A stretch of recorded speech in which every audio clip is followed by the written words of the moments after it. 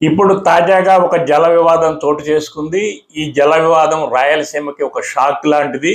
దీని మీద కూటమి ప్రభుత్వం సమాధానం చెప్పవలసి ఉంది.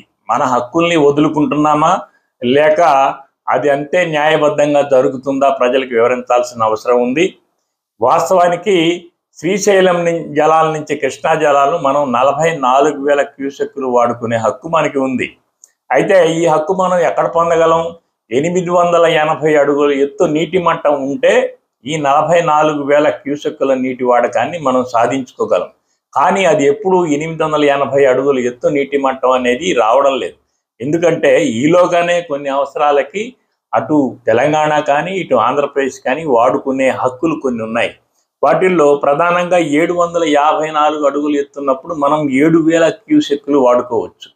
తర్వాత అటువైపు తెలంగాణ వాళ్ళు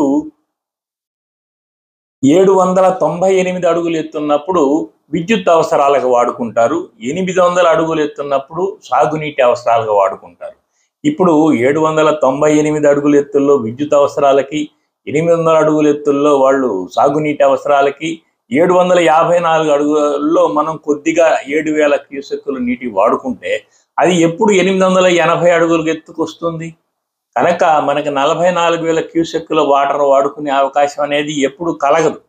ఒకవేళ ఏ వరదలో ఓవర్ఫ్లోనో వచ్చి 880 అడుగుల ఎత్తులో ఉంటే అవి కాస్త మనం వాడుకునే లోపు సముద్ర జలాల్లో కలిసిపోతాయి. కనుకనే జగన్మోహన్ రెడ్డి ప్రభుత్వం వీటిని వాడుకునేందుకు రాయలసీమ లిఫ్ట్ ఇరిగేషన్ పథకాన్ని తీసుకొచ్చింది. దాన్ని డిపిఆర్ కోసం కొన్ని చిన్న చిన్న కట్టడాలు కట్టేసి డిపిఆర్కి అప్లై చేసింది.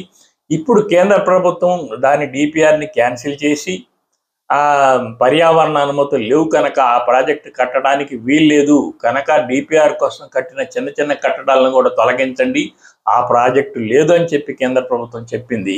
కనుక ఇప్పుడు రాయలసీమకి ఇది షాక్ లాంటిదే. ఈ విషయంలో కూటమి ప్రభుత్వం ప్రజలకు వివరణ ఇవ్వాలి. ఇది న్యాయమా కాదా, మనకు రావాల్సిన హక్కులు సాధించుకోవడంలో మనం విఫలమయ్యామా, లేకపోతే న్యాయం అలాగే ఉందా రాయలసీమ ప్రజలకి కూటమి బీజేపీ కానీ పవన్ కళ్యాణ్ కానీ తెలుగుదేశం కానీ వివరించాల్సిన అవసరం ఉంది.